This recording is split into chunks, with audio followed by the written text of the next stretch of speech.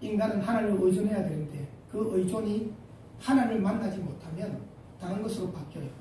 뭘로 바뀝니까? 종교로 바뀌어요. 우상으로 바뀌어요. 짝퉁신을 만들어서 그들이 섬기는 걸로 바뀌어요. 마태복음 6장 24절에는 하나님을 만나지 못한 사람들이 무엇을 섬기게 되는 거 아니?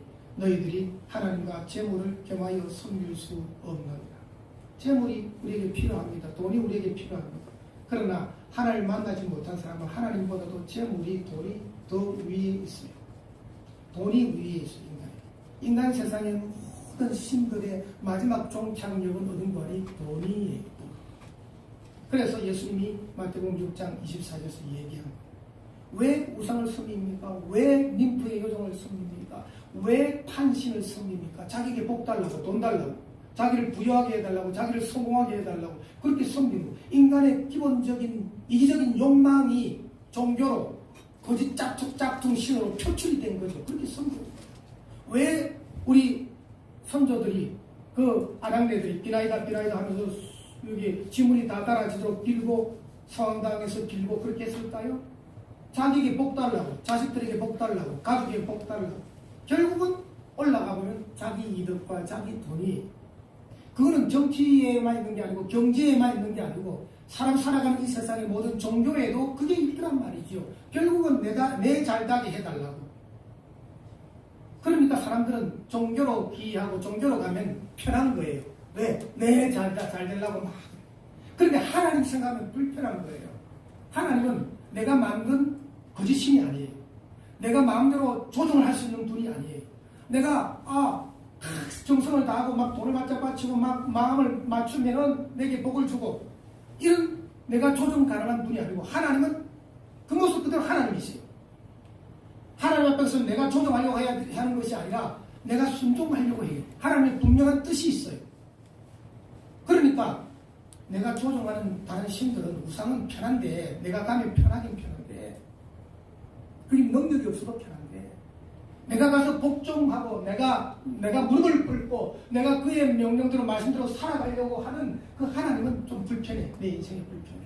나는 내 마음대로 살고 싶고 내 이기적인 욕심을 이루고 싶고 나는 잘 되고 싶은데 하나님 뜻대로 살래. 난 그 하나님이 좀 불편해. 그래서 하나님을 안 섬기는 거예요. 자꾸 우상을 만드는 거예요. 이곳에서 예수님이 사람들이 그렇게 우상을 만들고 열심히 종교성이 있다고 살아가지만 너희는 나를 누구라 하니? 예수님 제자들에게 고백을 물고 여기에 but you라고 해요. 그러나 너희는 나를 누구라고 하느냐? 너희의 고백, 너희의 진정한 마음속에 나를 누구라고 믿고 이렇게 따라다니느냐? 제자들에게 물어보시죠.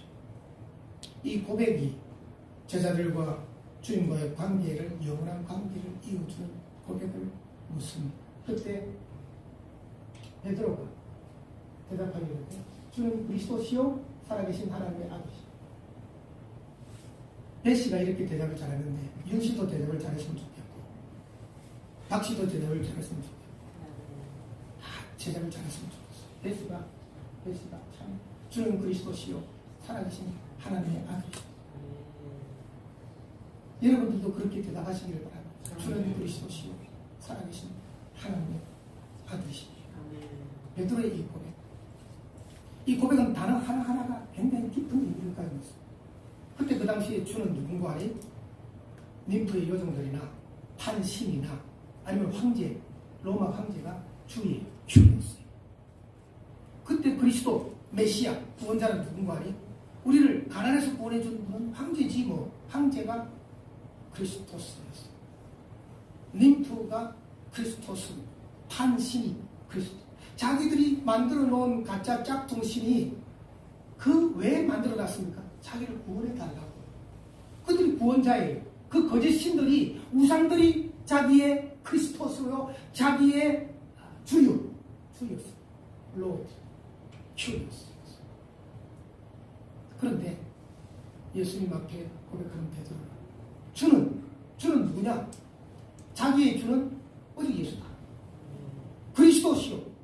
자기의 구원자는 오직 예수 그리스도다. 그리스도 구원자다. 그리고 그 다음에 뭐라고 얘기합니까? 살아계신 하나님의 아들이시다. 살아계신 하나님 아들. 살아계신 하나님의 아들이라는 것은 살아계신 하나님이라는 거예요. 왜 다른 신들은 다 죽어 있거든. 자기들이 인간들이 만들어 깎아서 만들어 놨거든. 비교하는 거예요. 살아계신 진짜 하나님이 누구냐? 예수님이시다. 살아계신 하나님이 내 인생의 모든 주권을 가지고 나의 주인이 되시고 나의 구원자가 되시고 나의 인도자가 되시고 주는 그리스도시요 살아계신 나의 하나님이십니다. 그렇게 고백을 했어요. 얼마나 위대한 고백입니까? 그런데 이 고백이 1인칭, 이 고백이 현재로 계속적인 용법은 베드로는 그 고백을 계속 했어야 됐어요. 계시바위 앞에서도 그 고백을 했어야 됐어요. 예수님 십자가를 지려고 채찍에 맞고 따라갈 때도 그 고백을 했어야 됐어요. 근데 그 고백을 우리가 계속 하는 것이 아니고 그 고백이 중단될 때 시험이 빠지는 거죠. 여러분 언젠가는 여러분들이 예수님을 믿을 때 이 고백을 다 하셨어요. 주님이 나의 구원자입니다. 난 주님의 은혜로 구원을 받았습니다. 이렇게 다 고백을 하셨어요. 다 하셨기에 이 자리에 앉아 계십니다. 근데 그 고백이 계속 이어지지를 못해. 그 고백이 없고 세상이 나를 덮칠 때 나는 시험이 드는 거죠. 그 고백이 주님은 계속 이어지기를 원하는 겁니다. 이 고백을 했을 때 주님이 뭐라고 얘기합니까? 다 같이 읽어볼까요? 예수께서 내가 하여 이르시되 바요나 시모나 내가 복이 있도다. 이를 내게 알게 하는 혈육이 아니요 하늘에 계신 내 아버지시라. 아멘. 복이 있대. 그러면서 이를 내게 알게 하니가 혈육이 아니고 하늘에 계신 내 아버지, 하나님의 계시, 하나님의 은혜로 에베소 2장 8절에 보면 너희가 그 은혜를 인하여 믿음으로 말미암아 구원을 받았으니 이것이 너희에게서 너희가 배우고 듣고 본 바 너희가 경험하고 너희가 마음이 울적해가지고 어려날 친구가 얘기를 해가지고 그래서 믿게 된 거 그건 너희의 결정사항이 아니고 하늘 아버지의 결정사항이었다. 하늘 아버지의 은혜였다. 이걸 에베소 2장 8절에 너희가 그 은혜를 인하여 믿음으로 말미암아 구원을 얻었으니 이것이 너희에게서 난 것이 아니라 하나님의 선물이야. 하나님의 선물이었다. 그러므로 우리 주는 그리스도시요 살아계신 하나님의 아들이십니다 라고 고백한 것은 이런 말씀이에요. 그 고백 잘했다. 너는 나를 참 신으로 보는구나. 구원자로 보는구나. 잘했다. 그러나 그것은 네가 깨달았어가 아니라 하나님께서 너에게 은혜를 베풀어줘서 하나님이 네 속에서 고백하게 만든 거다. 이것을 가르쳐. 너는 은혜 받은 자다. 하나님의 은총을 입은 자다. 하늘의 은혜를 입은 자다. 그리고 너는 하늘 가족이다. 라는 것을 주님은 말씀해 주십니다. 그러면서 그 다음에 뭘까요? 또 내가 내게 이르노니 너는 베드로라. 내가 이 반석 위에 내 교회를 세우리니 음부의 권세가 이기지 못하리라. 내가 천국의 열쇠를 내게 주리니 내가 땅에서 무엇을 들면 하늘에서도 내릴 것이요 내가 땅에서 무엇을 들면 하늘에서도 들리리라. 두 가지를 축복으로 주십니다. 하나는 이 반석 위에 내 교회를 세울 거다. 음부의 권세, 음부의 문, 지옥의 문, 한 신을 통해서 하데스로 나오고 지옥으로 가는 헬 게이트가 너를 덮치지 못하고 이기지 못할 거다. 나는 첫 번째 축복. 두 번째는 천국 열쇠를 내게 준다. 이렇게 두 가지를 하나님이 예수님이 축복을 해 주셨습니다.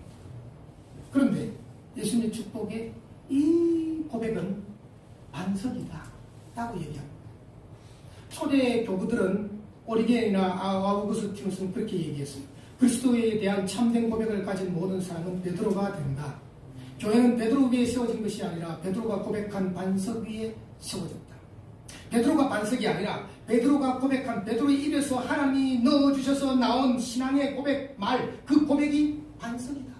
이 반석 위에, 교회는 그래서 사람들 위에 세워진 것도 아니고, 교회는 돈 위에 세워진 것도 아니고, 건물 위에 세워진 것도 아니고, 교회는 반석 위에, 신앙 고백 위에 세워진 거예요. 성도의 신앙, 참 신앙은 나의 어떤 조건들 위에 세워진 것이 아니고 하나님이 내 속에 넣어주신 신앙의 고백 위에 세워진 거예요. 반석.